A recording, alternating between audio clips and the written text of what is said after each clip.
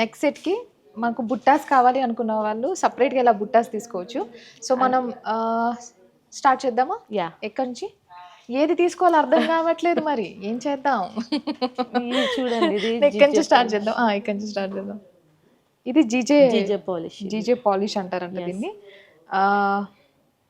బాగుంది ఈ బుట్ట, అంటే చిన్న చిన్న స్టోన్స్, అదే ఏడీ స్టోన్స్ అంటారు, అమెరికన్ డైమండ్స్ అంటారు అనమాట అవన్నీ. దీనికి కూడా చిన్న చిన్న రూబీస్, ఎమరాల్డ్ స్టోన్స్ కూడా ఇచ్చున్నాడు.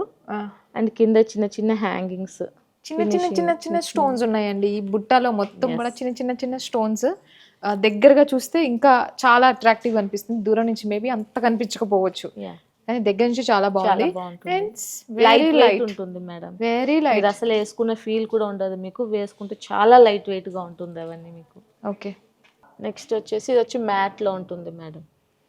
చూడండి టెంపుల్ జ్యువెలరీ లాగా కూడా వేసుకోవడానికి బాగుంటుంది. ఇది మ్యాట్ ఫినిషింగ్ అంట, లేయర్స్ ఇచ్చారండి ఇక్కడ. ఇక్కడ వరకు బుట్ట ఉంది, కింద మనకు మళ్ళీ పర్ల్స్ తో ఫినిషింగ్ ఇచ్చారు. అంతకంటే ముందు మధ్యలో గ్రీన్ కలర్ పర్ల్స్, అనేది green colour pearls finishing with white colour చిన్న పర్ల్స్ అన్నమాట.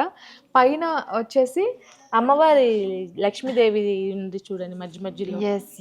అది దగ్గర నుంచి చూస్తే గానీ మనకు అనిపించదు, చాలా బాగుంటుంది కూడా. ఇయర్ రింగ్ బుట్ట కూడా చాలా బాగుంటుంది. హెవీగా ఏం లేదులేండి, పెట్టేసుకోవచ్చు.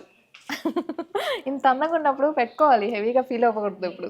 సో ఇది కూడా బాగుంది. ఇప్పుడు నేను ఒకటి పిక్ చేస్తాను.